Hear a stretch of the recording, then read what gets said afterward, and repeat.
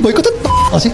Kenapa gue bilang karena gitu, sorry ya, orang-orang yang sekarang ribut boykot itu otak mereka tuh nggak pernah sanggup untuk mencerna bahwa ketika kalau resto yang di boykot itu sampai tutup gara-gara sepi, yang jadi korban itu adalah pegawai muslim saudara kita sendiri. Kepada Bapak yang terhormat, Bapak Permadi atau sering disebut sebagai Abu Janda. Saya tuh heran sama orang yang punya podcast. Kok bisa ada orang kayak gini yang masih diundang gitu? Abu Janda. Siapa sih yang nggak tahu sama Abu Janda? Kemarin tuh viral banget.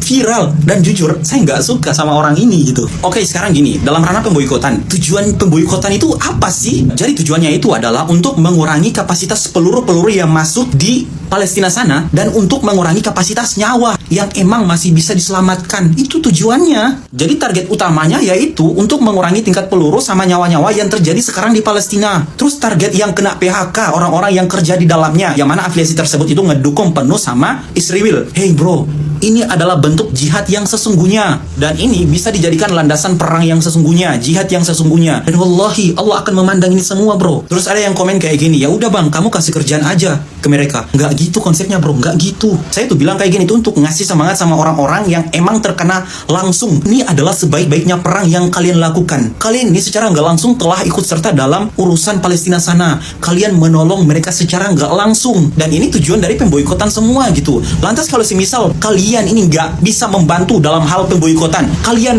mau bantu gimana gitu selain hanya berdoa? Dan urusan pemboikotan ini termasuk dalam ranah strategis yang disusun langsung oleh orang-orang Indonesia gitu. Apakah kita kalau mau berperang itu harus ke sana langsung ke negara Palestina untuk menolong mereka, hantar diri kita terus nyawa kita selesai?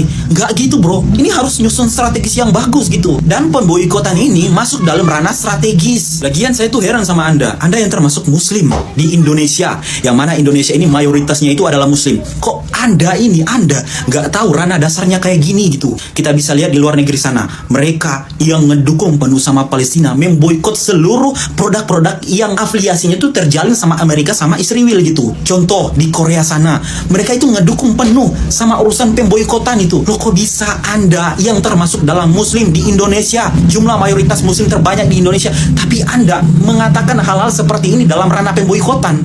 Ya Rob, nggak ngaruh. Loh kok bisa?